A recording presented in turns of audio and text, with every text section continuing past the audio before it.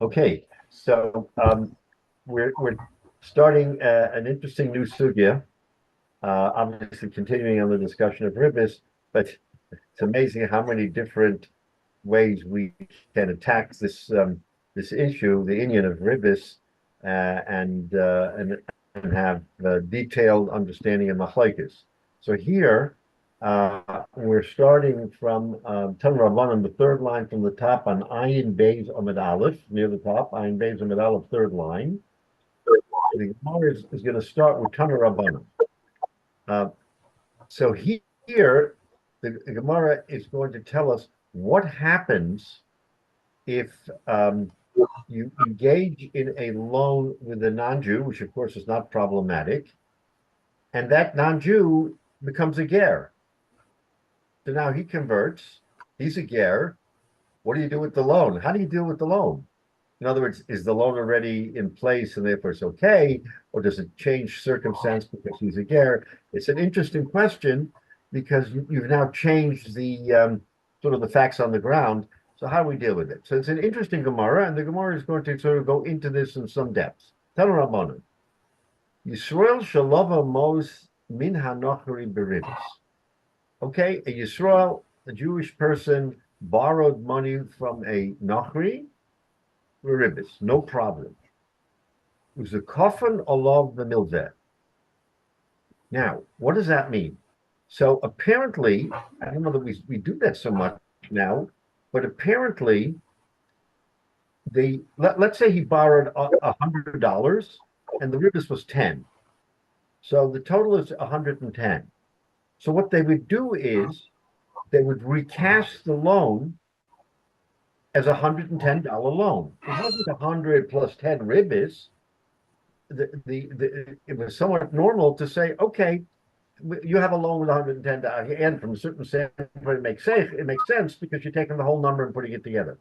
So all of a sudden, the interest disappears. It's part of the whole sort of principle of the loan, if you will. So Except you never got the whole principle. So what's that? But you never got the borrower never had the whole principle in hand then.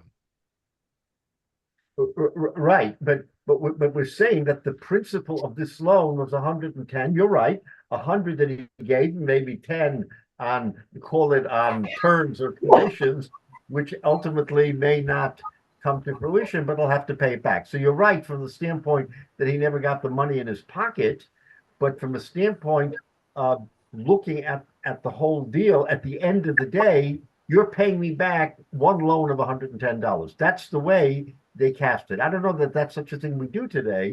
But that's ribis, Rabbi. That's ribis. You're paying, no. as Menashe said, you're getting 100 and you're paying back 110. Doesn't matter how you call it. No, Michael, 100%. We're not arguing the ribis fact.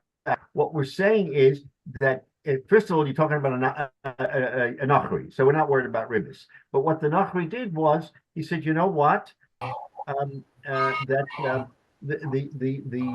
goy, the Nachri said, I don't want to be bothered with 100 plus 10. You owe me $110. One deal, you owe me $110. But you're right, Michael. It's not, and Nasha's right too. The money wasn't exchanged hands.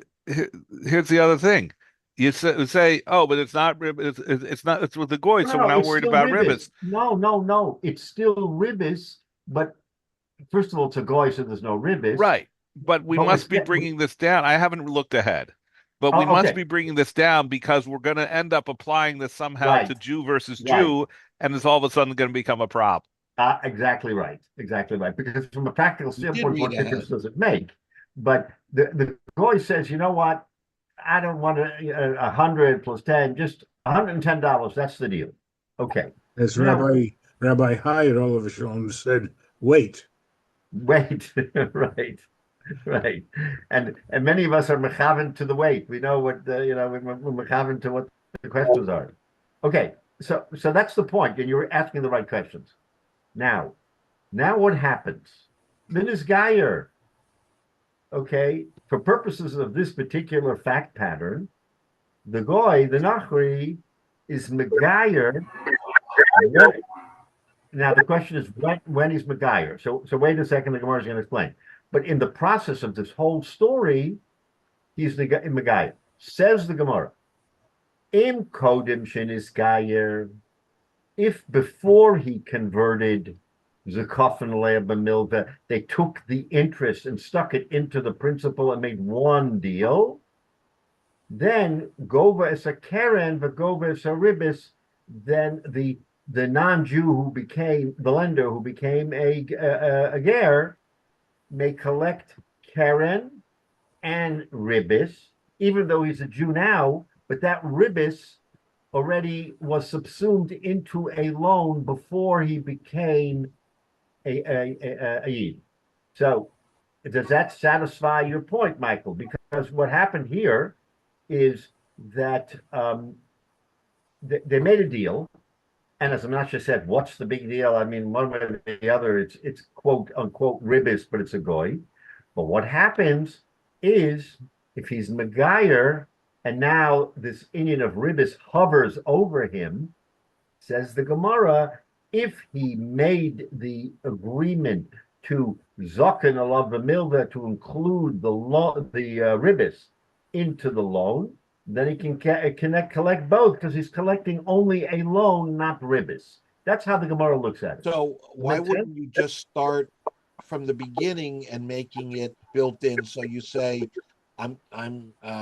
your loan is for 110 and I'm giving you 100. Why would you go to the trouble of, if it's a goy, why wouldn't you build it in from the outset so you don't have that problem? Well, I mean, again, it may only be a paper issue, Michael, because as a practical matter, it's the same $110. But he may say, I don't want 100 plus 10. Let's just make it $110. The loan I understand that, and I'm saying, the goy standpoint, what does he care if it's $110 loan or a well, $100? Obviously, this is a case where it matters because he made the deal when he was a goy, yes. And then when it comes back, then he's a Jew. That part stays the same. But this goy probably never had a havamina that he would be Megayer. When he was in his Nachri status, he didn't care. It didn't matter to him. All of a sudden, he got the spirit. He got this, and he said, "I want to be Megayer." Oh, you want to be Megayer? Let's analyze what you did, and is it okay or not? So the Gemara wants to say. Just one other thing. Thinking about why he would have done this in the first place. Thinking about it now, when it's between goy and Jew, if there's any dispute about repayment in the end, it's going to go to a secular court. Well, if you're then dealing with a secular court, it's really any court, but especially since now it's a secular, we don't care about whether it's misconstrued as not interest or whatever. So, fine, I'm suing this guy to collect one loan. It's easier to collect one simple dollar amount, not to collect the principal, the interest, because maybe a secular court might say you're allowed to charge interest. He's allowed to pay interest because we don't care about these Jewish rules, but from collection standpoint, may treat them differently. Whereas if it just says, here's a flat number, it'll be easier. Right. From the goy's viewpoint, as to why he would do it. But also maybe there was paperwork involved and he didn't want so much paperwork. So he said, let's just make one paper. It's $110. Forget about 100 plus 10. I mean, again, you can think of different ideas, but the question is from simplicity standpoint, let's just make it 110. So the Gemara wants us to understand. But the guy understands. Excuse me, Rabbi. Yeah, go ahead. At the beginning of this story, the guy understands I'm getting back $110. Correct. That's all. That's a hard fact. He's getting back 110 from this Jew. Right. But how is he getting it back? How is he getting it back when you break it down? How is he getting it back? He doesn't care about breaking it down. He doesn't care, correct. That's right. So he's not involved with Rebus and the Jewish laws about Rebus and all of that. He says, I made a deal with Yosef around the corner. $110 is coming back, period. And that stays constant through the discussion. Back in the day, the Jews and the Nachrim lived together. They may be very close and everything else. And the Nachri got wind, there's such a thing as Ribus. You know what I'm going to do? I'm going to wipe out that term from our deal. So I'm a goy, no one cares. But why do I want even the word ribbis to be in my document when I know that in the Jewish world, ribbis is a problem? So let me take the ribbis, throw it out, and make a loan of $110, and then no one can argue, yes, ribbis, no ribbis. Rabbi, technically, it's not $110,000 loan. I don't know how specific it is, but from a point of rule of law, it's $100,000 loan, and you're paying interest on the loan. You can wrap it all together, but he's not lending him 100,000. I mean, he's lending him 100,000, and he's paying back 110. You can dance around the head of a pin, but it's really not $110,000 loan because you're lending him 100,000. Right, but the Gemara uses the term was a coffin alav b'milveh.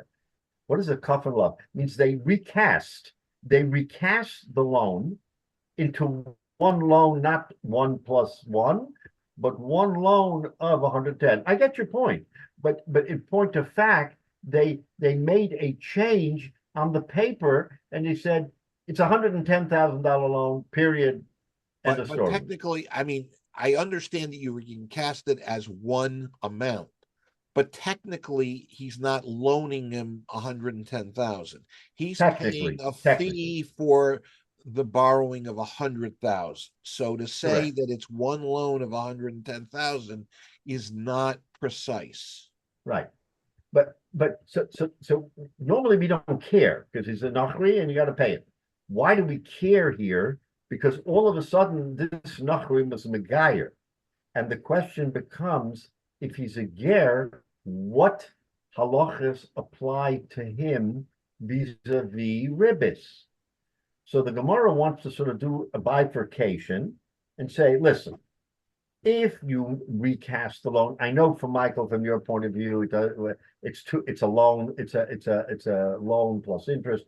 But since they in fact went ahead and redid the paperwork, and now all of a sudden, if someone came and said, "What's your deal?" My deal is that I borrowed $110,000. That's the deal. In other words, it's a new deal. You don't know from nothing. It's $110,000, even though originally it was 100 plus the 10. So now, says the Gemara, that if they made that change, the whole thing was changed prior to him becoming a ger, then goves a keren, goves a ribbis. He can collect everything. Why? Because there is no ribbis. It's a loan of 110,000. I know, Michael, you have that issue, but all of a sudden on paper it changed. You can change your terms and say, I don't want a loan of 100 plus interest. I want a straight loan. Maybe from a bank standpoint, from another standpoint, it's better for him to have a one bigger loan without breaking it down to interest. We don't know the reason, but you can conjure up reasons as to why. That's a distinction with no difference. Why? Yeah, it's a nominal change. It doesn't change the bottom line. Why isn't it simply that because he was a nachri and the loan was made when he was a nachri, therefore it's okay because it was before he converted? Forget about the form over substance. It's all substantively the same thing. So why isn't it simply he made it while a nachri and then he converted afterward, and it wouldn't be allowed afterward, but before, because he was a nachri when he made it, it's okay. Right. So let's just look at the second half of that discussion. You're right. But the imla achesh and his gayer, let's say he converted first. The nachri converted, and then the coffin alav b'milveh, and then he recast the loan. Exactly. Gemara said, right? He recast the loan after he was megayer. Then says the Gemara, goves a keren. You're allowed to collect the principal because that's not affected. Ve'ena goves a ribbis, but you can't collect the ribbis. Why can't you collect the ribbis? Because now it seems he's a ger, he's a Jew. A Jew can't collect ribbis. You have now taken a deal that has ribbis in it, and you want to sort of tuck it away under the table and say, "Oh no, it's not ribbis, it's one loan." Says the Gemara, we're not buying that. You made a deal with ribbis, you're stuck and you cannot collect the ribbis. That's how the Gemara wants to break it down and say that the line of demarcation is when the Geirus happened. But the situation, the guy has an accountant, and he lends somebody $100 in 10% interest. On his books, he's going to say that my client is expecting to get back $110, period. Right. The accountant doesn't have to separate ribbis and the principal. There's no reason for that. Yes, there is. From the guy's Yes, there is. Maybe there was a reason other than the terms of the loan why it should look that way. Again, the Gemara is assuming that this wasn't done randomly. It was done for a reason. From an accounting perspective, it is the $10 is interest income. The loan is principal. It's a liability for the one who owes it. It's a receivable for the one who lends it. But the $10 is interest revenue. It is not part of the loan. So we have. But Michael, what happens if you somehow squirrel away that $10 into the 100, and then from outside it looks like, oh, there is no interest here. Nobody made any money. Substance. He's still getting more than he lent out. That's correct. Accounting perspective, it is recognizing $10 of interest income. So the question is, regardless. The question is, which way does the Gemara look at it? From the lender's viewpoint, or from the one who has to pay back, who then changes status? Well, if we look at the next piece of Gemara, we'll see it doesn't matter. It's interchangeable because we can flip the script and get the same result. In other words, if you wait a minute, we'll do the second part of it, and then you can say, oh, it's the same thing. It doesn't matter if the lender was a goy and the borrower was a Jew, or if the lender was a Jew and the borrower was a goy. In other words, the terms, the principles can be moved around like chess pieces. It's the underlying halacha. Now, Michael, your concern is because you say form over substance. Okay, I hear you. It's form over substance. But as a practical matter, the Gemara wants to show us that status, the timing of status, is important. A goy and a yid can transact ribbis all day long. Two Jews cannot transact ribbis at all. What happens if there's a goy and he becomes a yid, and there's a timeline? We're stuck. What do we say? That's really how the Gemara is looking at this, is because, very simply, if he never converted, no problem. If he started out as a Jew, more than problem. That, Rabbi. The only reason why it's a problem. I'm sorry, go ahead. What's that? I didn't mean to cut you off. Please finish. No, go ahead. All I'm saying is the essence is that he got more than he lent. You can roll it into one. It doesn't matter because he lent 100 and got 110 back. You know, the Gemara saying no, but the Gemara is only saying, no, you're right. The Gemara is saying he's making the $10. All the Gemara is saying, it's not ribbis. Because there is a new loan, it's not ribbis. You're right. He's making that $10. But it is ribbis. And it's okay. I mean, to me, it's okay because he was not Jewish when one of the parties was not Jewish when they made the transaction.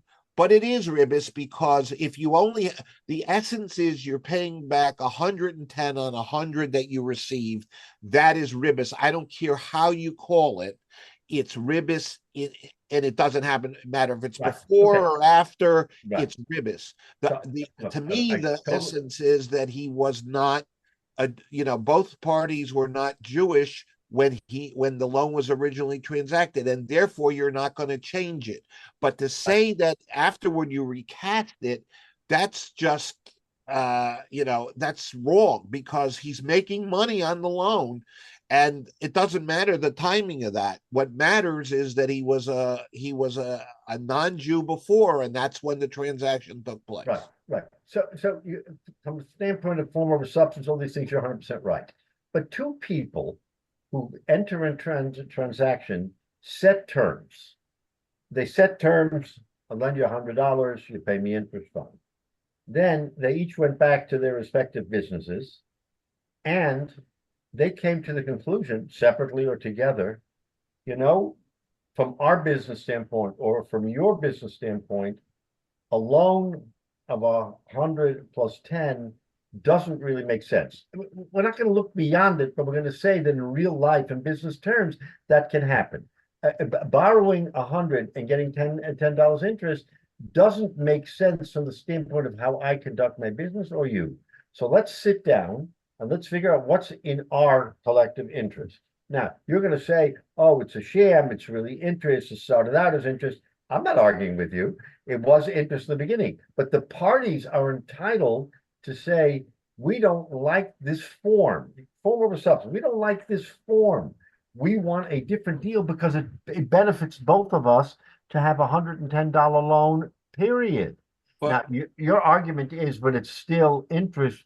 It was interest when it was $100 plus 10, but they agreed to change the loan to 110. I'm not sure why that's an issue to you, Michael. They can it's say a big issue because you're only getting 100. If you said, I'm going to loan you 100 and I'm going to charge you a fee, not interest, a fee for loan generation, right, you can get away from the concept of ribis right. and say, I'm not gonna charge you any interest, but I have to go to all the trouble to arrange the paperwork and all Right, this. right, I'm right. going to Yeah, charge you a fee of $10.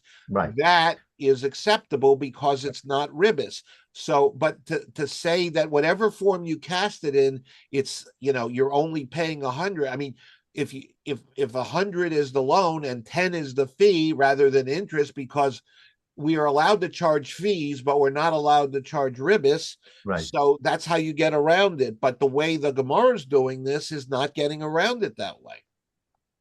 Well, again, I hear where you're stuck. I hear where you're stuck. And the question here becomes, from the Gemara standpoint, is we're not going to get in the way of business terms when two people want to make a deal.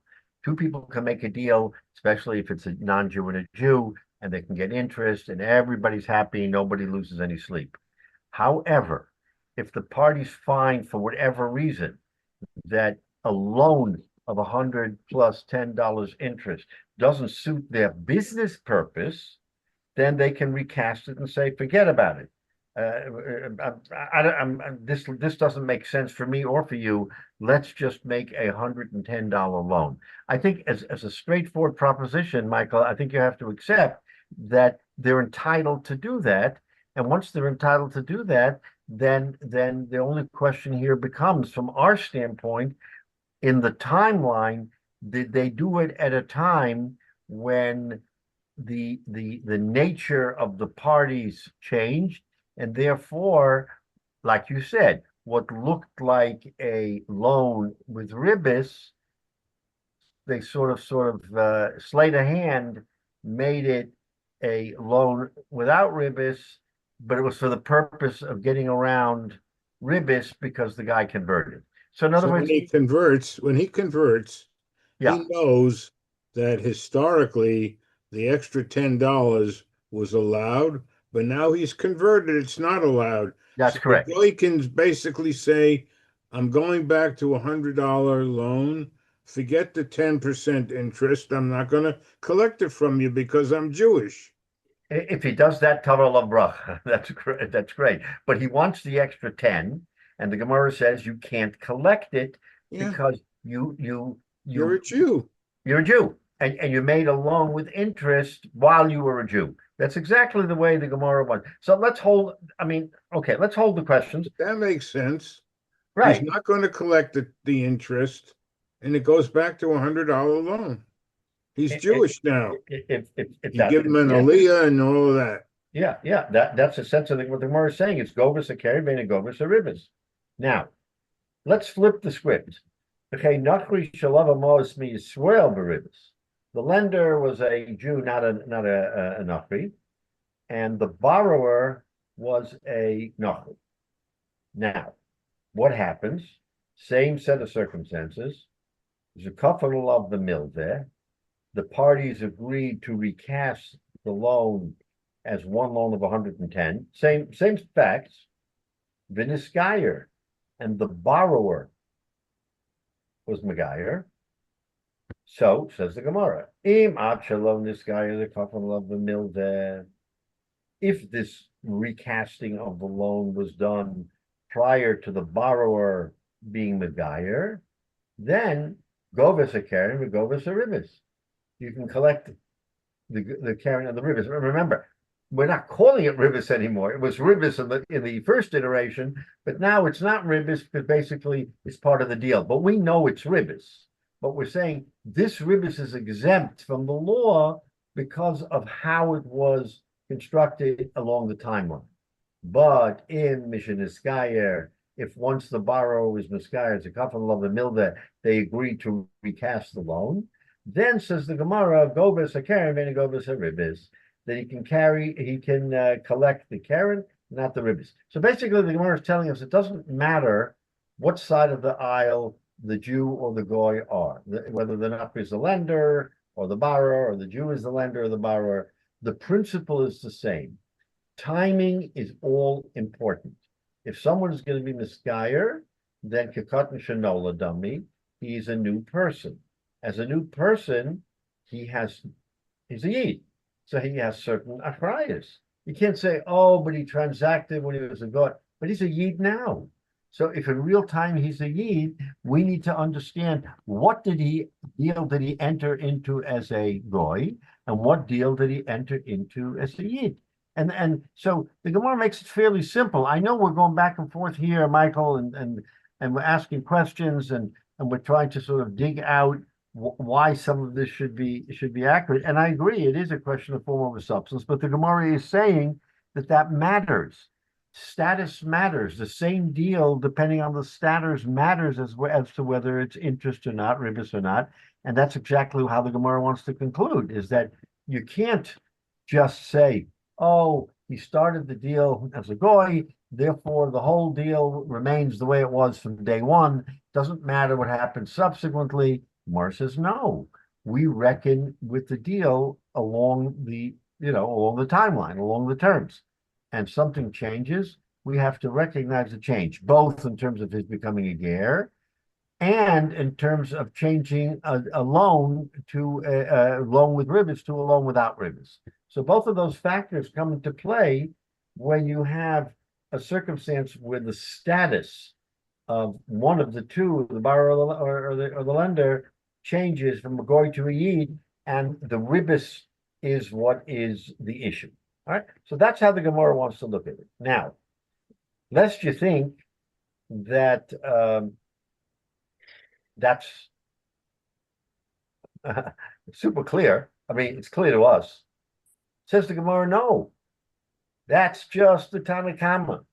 Rabbi Yossi Oimer comes Rabbi Yossi and he says, Nachri Shalavamos Misrael Beribis, a goy who borrows money from a Jewish lender. It can be either way, but we're talking about a goy who borrows from a Jewish lender, beribis, benkach hu benkach, regardless of whether the loan was recast prior to him becoming a ger or after becoming a ber. He says, doesn't matter.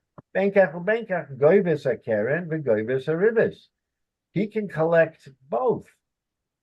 Wait a minute. So now there's a machlokes as to whether or not he can, what the deal is. So, Michael, it's the opposite. Clear. It's the opposite of where we were. What? It's the opposite of where we were 5 minutes That's right, ago. right. Rabbi says, "Oh no, I'm not depending what the outcome of this on the timeline." Okay, once he started out and did it as an achri, it's embedded into the deal. It doesn't matter what he did less. He could grow horns. He could become a yid. He could do whatever he wants to do. The deal at the outset is the deal that goes down. And therefore he says, Benkach and Benkach, go there. Even after he becomes a yid, he can collect the money. And it's not, well, again, technically, it's not ribis because they recast it. I mean, you have to recast it first. But once you recasted it and you want to make the argument, oh, but he's a yid when he recasted it, says Rabbi Yossi, doesn't matter. Rabbi, Okay. Yeah. I just want to ask this one more time because I may have misunderstood. Yeah. I don't understand how the Gemara recasting the loan as 110 and not making the lender give him another 10 is not ribis under any. Just because you call it 110 loan instead of 100 loan with 10 interest, he's still getting more than he lent. Correct. So, I don't understand how the Gemara allows that to be okay under any set of Okay, circumstances. I understand. I understand your concern, but Michael, I think the way you're looking at this, you're saying that once two people agree on a deal, $100 loan, $10 interest, your position is that is now cast in cement. It's cast that that's the deal. They can never change the deal, and therefore it's ribis la'olam because they agreed at the outset of this deal to make it 100 plus 10 ribis. That's your point, and I understand. That's how you do it. No, it's not simply that. It's the matter of if you recast it, how do you deal with the fact that somebody's getting more? I mean, now the guy's a yid. If I understood Rabbi Yossi correctly, and I may not have, he said a deal's a deal from the outset of what it's made. It doesn't change no matter how you go. He's allowed, the lender is allowed to collect ribis, and whether you cast it as one or not, it's still allowed to proceed. Where I am bothered by the fact that the Gemara is so obsessed with ribis and trying to find ribis, Right. and to rule it out in every case. And in this case, it says, okay, ribis is okay because you made it a different loan. The essence of ribis is to not allow someone to gain over another unless they're a nachri. So if the fact that he turns Jewish and you're recasting it, and that's because you don't want to, but you're still giving him 100, and he's paying back 110 versus the 100 he lent. He's getting something. It's a lending money for interest. So it's either before he's a Jew, he's allowed to do it. After a Jew, if with all that, if he's not allowed to do it, then you're not lending him 110. So to say that you're rolling it in 110, but you're still paying him ribis, yes, everyone can do that deal if he's a nachri. But didn't the loan? It's against the Torah to allow that, and that's what I can't fathom. When the loan took place, he wasn't a Jew. And I'm fine with that, which means it should stay that way the whole time. Well, that's what no matter how you recast it, that's what it is. When he was a Nochri, he was allowed to ask the Jew for 10% interest. And that's the deal.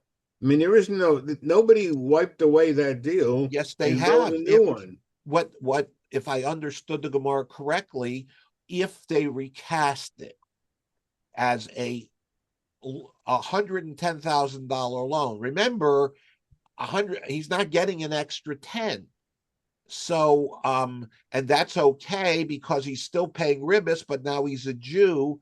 I can't fathom that because the Gemara the Torah goes so far to prevent any kind of ribis to a Jew. The deal was written way before he became a Jew. That's my point, is that you don't have to go through all these histrionics. You just say the deal was what it is, and you stay that way because he did it before he was a Jew. We have other questions about when somebody converts. What happens to his wife and children when he was a goy?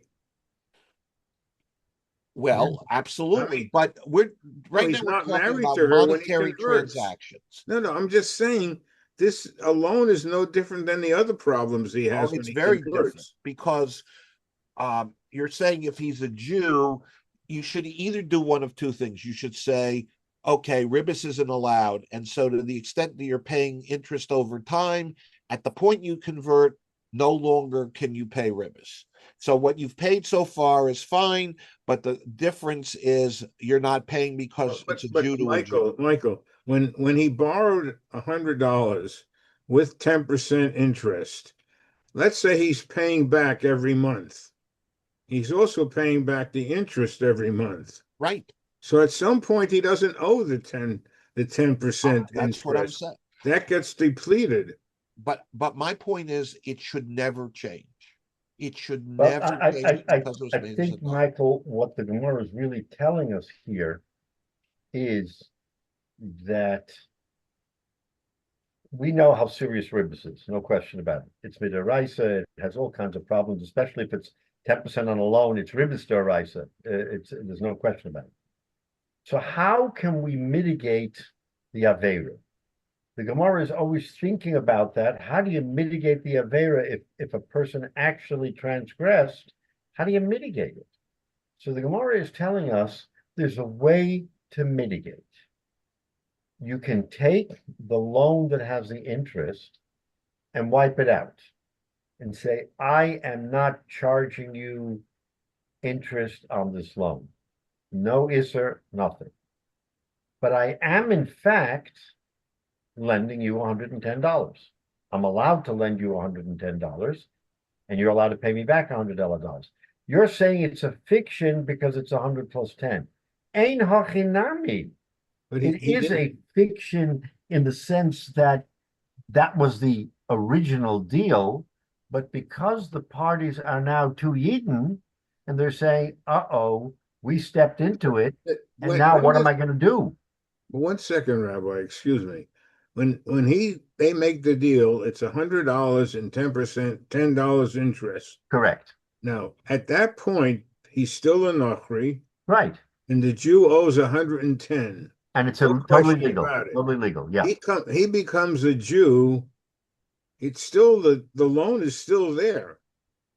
The fact that he is converting shouldn't change legally the loan that was made for 100 plus interest, and that's what Michael's arguing. No. This Gemara, They have to rewrite something in order for the Jew not to get in trouble. okay. I'm paying it back, If, but he if still you're- owes 110. right. So this Gemara is taking one step beyond where we were. If a goy and a Yid make a deal, and he borrows $100 and he has to pay interest, and then the goy converts, and the loan is still on the books. Forget about it. The loan is still on the books. At that point, he has to stop paying him ribis because it's ribis. He has to stop. The only reason why we're having this discussion is because they changed the nature of the deal so that it is no longer a loan, but part of a principal. If this was not changed, then everybody would agree you got to immediately stop paying him. Let's say you're like you said before, he pays it over time. He gave him $10, a dollar a month, and then he converts. And he gave him $5. He owes him $5. That $5 he doesn't owe him because that's ribis. You got to get rid of that $5 because that never, because that's part of the deal. The only reason we're having this discussion is because the nature of the parties change. If the parties haven't changed, it's ribis. But since the parties change, Rabbi, I may have misunderstood you, but you said they converted into a total loan. Does that mean for the remainder that the lender has to give him to actually give him the cash equivalent of the interest as part of the loan so that there's no more ribis? If I understood you first. No. But he could say, I'm giving you $100 cash and $10 on terms. And then when you pay me back, you pay me 110. What is he doesn't actually, Michael, mean? He doesn't actually have to give him the $10. So the lender doesn't actually. That he's getting something for nothing as a Jew to a Jew. But the Gemara is saying that that's okay. Yeah, that's where I have a problem. Okay. Yeah, the Gemara is saying that's okay because it's no Marasayan because there's no issue of what looks like otherwise being ribis. So that's the point. The point is no, he doesn't have to give him the extra 10. The extra 10 is on terms, and the terms later, okay, fine, you pay me back the extra 10, but because it was that would solve the problem. What's that? What, David? That would solve the problem, giving him the extra 10. Exactly. And it's beyond dispute. Exactly. Yeah, of course, but then he makes no money. If he gives him the extra 10, he makes no money. But at the point that he becomes Jewish, what he's paid in so far is you let go because he wasn't a Jew. Correct. And then, as David said, the remainder of the interest you have to give him to pay back because he's not allowed to lend with interest. So, Okay, so that okay, you should have to give back you should the have to. differential. Right. And the Gemara's Chiddush is that you don't. You're right. He should give it to him because then it shouldn't look like interest at all. Says the Gemara, under these terms, you don't have to give him that extra 10 in order to collect it. That extra 10 was part of a deal that they made, and it wasn't cast as interest. Remember, interest is a funny thing. You can call something interest, and like you just said before, what happens? I call it a fee. Exactly. It was never interest to begin with. It was a fee. Exactly. So if I want to be smart about it, I'll recast it and I'll say, pay me 110, 100 plus a fee, and then you'll be satisfied, right? I'll be satisfied. Okay. So the end of discussion. So in other words, we're trying to get around that word ribis, that we should not sort of fall into the thing, oh, it's ribis and therefore it's awesome. So the Gemara is saying that under these circumstances, we don't want to say it's ribis. We want to find another reason why it's legitimate. And like you say, it's legitimate because it's a fee, or a gift, or a gift. Well, I mean, a gift could be a problem, but let's just say a fee. So in which case, it's not a problem because at that point, but the case that's not on the table that I said before, where you're paying him incrementally and then you become a yid, then you didn't recast it. It was one loan with an interest. He was a goy, no problem. Halfway through, he's a yid. The rest of that money is no longer payable, unless, of course, you don't say it's interest. But let's just say it's interest. If it's interest, it's not payable because it's ribis. So the Gemara is giving us sort of a different perspective. It comes Rabbi Yossi and says, wait a minute, no, I don't agree. I don't agree that in any circumstance you can't collect, because my theory is you can. The Gemara is going to explain to us the theory. But Govas a Karen and Govas a ribis.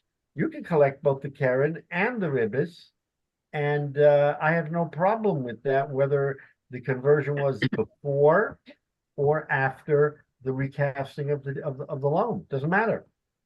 Omar Rava, Omar Rav Chizda, Omar Rav Huna. So Rava said in the name of Rav Chizda, Rav Huna, halachi Rabbi Yossi, that the halacha is like Rabbi Yossi, that bein kach or bein kach, it doesn't matter, you can collect. Now listen to the reason. Again, the Gemara always comes up with some. I mean, it bends over backwards sometimes to give us an understanding. Says the Gemara, Omar Rava, my Talmud Rabbi Yossi. Why does Rabbi Yossi say bein kach or bein kach you can collect? Today shelo yomru, so people shouldn't say bishvil ma'osav niskayer zeh. Can you imagine that they're going to say, you know why he was niskayer? To get out from under paying ribis. That's why he was niskayer. So therefore, in order to vitiate even the possibility of someone saying that, says Rabbi Yossi, I'm not going to allow that to be changed, so that you can't accuse a yid of outsmarting the system and saying, oh, you know what? I'm going to become a ger and therefore I'll be putter.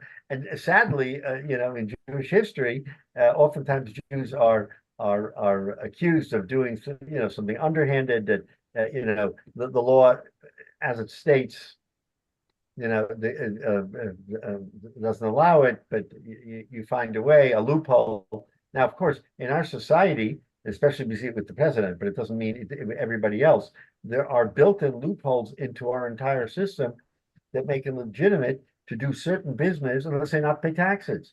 Everybody's up in arms. What do you mean? You're making $1 million, you're not paying taxes? The halacha is that way. That's the way the halacha was created. But it's always a question of the criticism of a yid, not a goy. A question of a criticism of a yid. Oh, he took advantage of the system. He shouldn't be allowed to keep the money because he earned the money. But wait a minute, I earned it like a goy earned it, and the goy can keep it, I can keep it.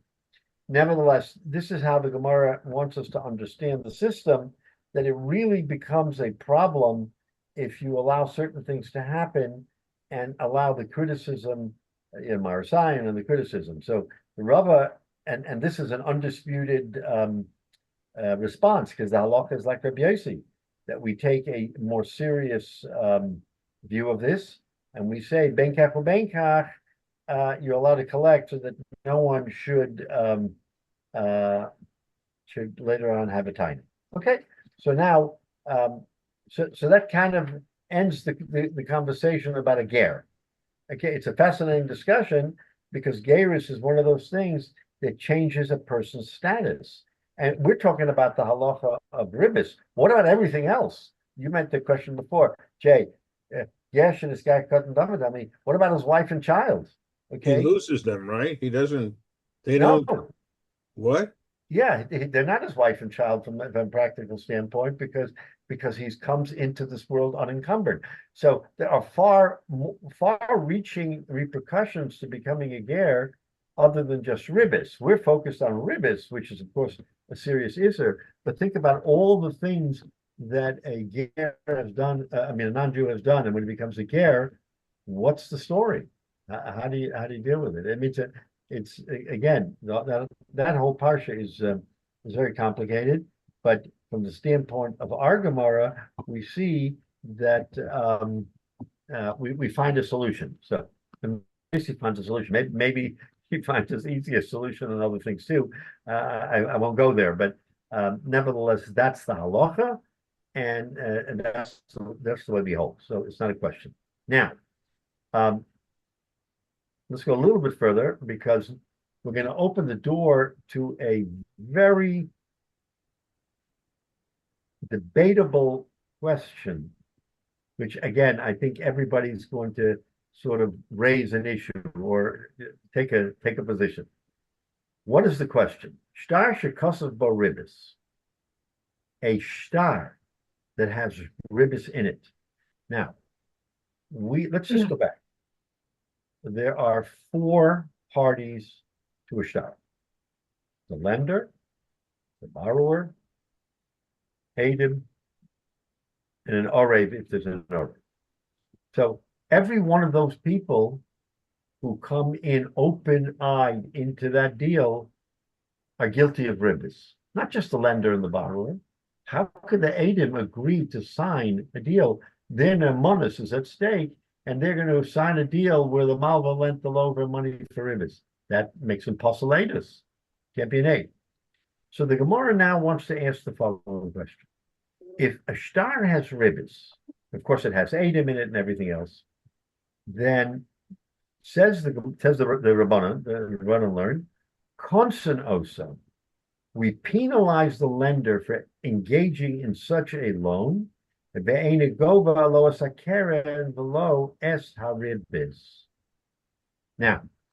there were different types of loan documents back in the day, or different types of loans, I should say, back in the day.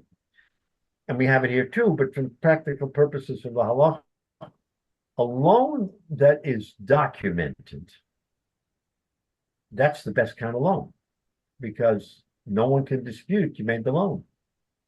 So that's ironclad, right? So now comes the Rabbanan and says, wait a minute. If you dared to include outright ribbis in a contract, all bets are off. You can no longer use the contract to collect the keren or the ribbis. Now that's pretty serious, because if I have a shtar and there's ribbis in it, and then I want to come and collect my loan, and I present the shtar, you, the bar, are going to say, forget about it. That piece of paper has no validity. You can't collect from me. I never borrowed from you. Oh, wait a minute, I have a shtar. Oh, no. That shtar is totally invalid. Tear it up, throw it away. We fine you, consent. We fine you because you did ribbis. Do you see how far ribbis goes? It's black and white on a piece of paper, right? I lent Jay $100, and I'm collecting $10 ribbis, and then I want to come and collect my money. Says the Rabbanan, Jay can say to me, I don't owe you any money. That star, totally invalid. It's a fake star. It doesn't exist. That's how far the rabbis say we penalize someone for ribbis. Now, that's not the only view. But you understand how far we're going here with this. That we're saying once you are over on ribbis, you are over, you basically forfeit your right to collect even the loan, let alone the ribbis. Even the principal. Right. Divrei Rab Meir. Okay. Rab Meir was always more strict. And so Rab Meir said, all bets are off. You cannot collect anything, not principal, not interest, because of your knas, your penalty for lending. Comes the Chachamim, and the Chachamim, again, Rab Meir was a Yachid. So we say Yachid v'Rab Malacha Karabim, the rabbis were a little bit more lenient because they were more practical. And whereas Rab Meir, it's kind of, I mean, it's kind of like Beis Hillel, Beis Shammai. Beis Shammai, forget about it. Whatever you can say, no is no, wrong is wrong. Comes Beis Hillel and says, no, you can't do that. Comes the Chachamim and they say, no, gova es a keren, ve'ena gova es a ribis, that you can collect the keren. The keren itself was not disqualified as a result of the ribbis. In other words, the four corners of the document still say what they say. I lent you $100. I mean, you can't negate that and say that never happened. There's a star with Adim. Then we'll get into the question of Adim, the apostle Adis, whatever. But as a practical matter, and again, we can debate this all day long, is how far we should go with the Isser of Ribbis and say, we've upended you entirely because you had the chutzpah to lend with ribbis, and therefore everything that flows from that loan should be torn up, which is Reb Meir, and the Chachamim say no, you can't collect the ribbis for sure not, but how can you deny me that I lent you $100 when there is a star that says that I lent you? Now there's two forms. Shtar Baal Peh, Malva Baal Peh, was a form of lending. I mean today, there are a couple of states, Florida actually being one of them, a couple of states that allow for oral transactions with witnesses to be valid. But in order to get around the fraud issue, most states, New York, I think also, and others, the statute of frauds is that it has to be in writing with witnesses, because otherwise anybody can come along and make an allegation. But that's true. They can make an allegation, but in some states where you have witnesses to the allegation, it's okay. But that's just a machlokes in terms of how we want to approach this. But in the time of the Gemara, there were oral sharas. Those two parties agreed orally. I mean, you see it today, for instance, on 47th Street, right?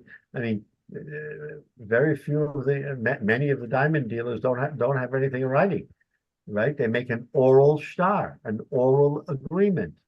So it's based on emunus, of course, but you can imagine the complications.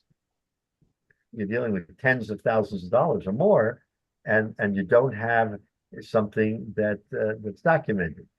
Like, I mean, again, as a lawyer, I would say never do it. President Reagan was the one who coined the phrase "trust but verify." So you should. I trust you. Fine, I trust you. You have an emunus, but let's not get into a position where that trust could be suspect. Let's verify. Says the Gemara here that the Chachamim allow a shtar which would otherwise be thrown out to be goves a keren that you can collect. All right, so that's the machlokes. What is the machlokes? So now we've stated a machlokes between the mayor and the chachamim. What's the machlokes? Says the Gemara, B'mai Kamifagli. What are they really arguing about? What is Reb Meir? What's the source for Reb Meir's position? And why do the Chachamim dispute? Says the Gemara, Reb Meir Savar. Okay, so we have a principle. Reb Meir Savar, Kansan Hetera Mishum Esura. That we kanas means we penalize a heter because of an isser. In other words, because this fella did something wrong, so the fact that he did something right is also prohibited. Where do we see that? We see that, for instance, in Shchita. When a sheikh checks an animal and 99% of the animal is 100% kosher, and one, let's say, a lung or this or that, whatever it happens to be, is a problem, then kansan hetera mishum mesura. Then we knas, we penalize the heter. After all, it's cut away the bad and leave the good. Says the Gemara, no. Reb Meir, and again, Reb Meir is a machmir. Reb Meir is definitely a machmir. And he comes along and says, you know why I don't allow even the principle to be collected from that star? Mishum kansan heter mishum mesura. You can ask for Rabbanon, and the rabbis who are more lenient, Savrale can see in hetera mishum mesira. Lo can see in hetera. That we do not say across the board that that we're going to deny something which is okay in all events because of something that was prohibited. So this is the basis of a very intrinsic question, which we can debate, which we can discuss, is if you have something that is okay, we're talking about ribbis, but extend this to any question that you would, in any Gemara that you would learn. We say, you know what? It's okay. They entered into a positive agreement. And then you're going to all of a sudden find that there was something that wasn't so ay. Then the question, as an overarching philosophical question, is what do we do? Do we penalize the good because of the bad? Or do we say, cut out the bad and you have the good? So this philosophical question is all over the Gemara in many different circumstances. And certainly in this particular case, where there's going to be perhaps a question of ribbis. Again, we're dealing with ribbis, so we're going to focus on ribbis. But keep in mind, this question goes well beyond ribbis. And we're going to say, so Reb Meir says that you can't collect it all because it's tainted. And once it's tainted, the whole thing is puzzled. And the Chachamim say, you can cut out the taint and leave the good. And that, again, I'm saying this is a philosophical question in all of Shas, is whether or not having one thing that's bad, and think about it in your own life. I mean, when you eat a fruit and you have part of the fruit is spoiled, you throw the whole fruit out, or do you cut the fruit to the point of the spoilage, and then you say the rest of it is good? Why should I be over baltashris when I have a good piece of fruit? Someone else would say, oh no. The whole thing, it's already puzzle, or it's not good, whatever the case may be. So, Rabbi, you gave a good comparison. So, yes. Shchita, we know that the essence is any part of the animal that's treif, because it's the animal. Correct. Is because Michael, we're machmir. Because we don't know if we missed anything. The fact that we see a sign maybe, and we don't want to risk that. I understand both viewpoints. Rameir is trying to use it as a deterrent to say, if you enter into that loan, you're not going to get your money back, because that ribbis is so important that we're not going to allow any vestige of that. And that's a very important point you just made, is that if you enter knowingly to do something improper, right, we're not going to allow you to. And that's his reason. The Chachamim say, look, we know that the interest is disallowed, but there was a real loan of money, and we don't want to deter people from lending, because if it's this way, they may not lend money. So Right. therefore, we want to make sure that the lender gets his principal back. Obviously, we're not going to allow the interest. Right. So it's a very interesting debate, and you can take either side of that You can debate. either take either side of it, and you can say, who's the watchdog? Right. What happens if he gets away with it? No one knows, and he gets away with it, and he does a double isser, And right? that's what Rabbi Meir says. I don't want to go there because it's so much time is spent in the Torah and the Gemara to prevent that from happening. I don't want to allow any vestige of it. And that, Michael, is the siyag l'Torah. The siyag l'Torah is the fence that we put Right. around the Torah Right. by saying, I'm going to not allow you to do something that you're allowed to do. And that's why we have the Shkia, we have Shabbos. Why do we have Shkia? Because this way you shouldn't bump up against an Right. Isser D'oraisa. So you can draw that parallel in many particular cases, but here in this particular case, Reb Meir is machmir and the Chachamim are not machmir. So again, we see here in a similar vein to what we learned earlier about ribbis when you change stripes and become a yid from a goy, right? So again, it's the same basic issue. How far afield do we say we've got to protect each other from wrongdoing, or do we say, wait a minute, the truth will come out? Okay, that which is bad will be cut out, and that which is good, don't cut the good from the bad, right?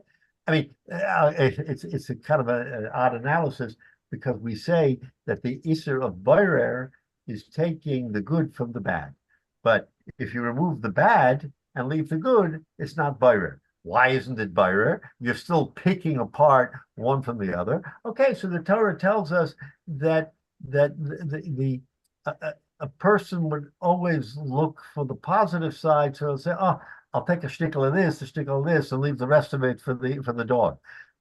But again, it's the same kind of, in a general sense, the same kind of argument is, how far are we going to go to penalize or to say that you committed something that poisons the entire well? And that really is the machlokes. And by the way, typically we paskin like the Chachamim, because Yochid v'Rabim Malachik v'Rabim. So we don't say Reb Meir, even though he has a very solid position, we don't give him the sort of the credibility that we should go b'machmer. But trust me that it's also the Ravusa, the rabbinical students, the Rabbanim, the people who are more maybe more machmer, will take a chumrah and they'll say, well, why? Yes, the halacha is, but why should I even go there? I mean, so fine. So I won't partake of this particular thing. But this is an interesting, just as a contrast, it wants to tell us that how we should go about approaching this. Now, we're going to stop because the Gemara is going to go continuously into this discussion with different examples. But here you see today what we learned is that there's a serious discussion, particularly in the first part of it, but there's a serious discussion of whether something that is good can be tainted by something not so good, and whether or not that taint passels the whole thing. That's really what this question is all about. And I agree, Michael, we have to grapple with this because it's not always that simple that we can come out and say it. But I think, again, the Chazal, A, they want to protect you from rivers. B, they want to make sure that commerce is not totally disrupted and people will not do any business with each other. So how do you balance the two? There's got to be some way to balance. Moshe always used to say, it's easy to say no than yes. So Achamev Esrim, Moshe said, when I come to Shemayim, and the Rebbeinu Shalom is going to say, Moshe, let's look at your life. And I see here where you took something that was kosher, and you said it's not kosher. Then I see here that you took something that questionable and you made it kosher. Says Rav Moshe, I'd rather have a situation where I took something questionable and made it kosher because it helped someone who could not otherwise have, was, like he was poor or whatever. So he took the position, not the Rav Meir position. He took the Chachamim position that it's always better to be a little bit more lenient and open and find. Now, Isser is Isser, but if you can find a way to come out with something positive, you don't want to absolutely say something that's treif is not treif. But if you can find a way to allow it, then you should allow it. Anyway, that was the grace of Rav Moshe. So we'll stop here, and Mitzvah next week we'll pick up again, and from a different standpoint, what this whole discussion about Heter and Isser is all about.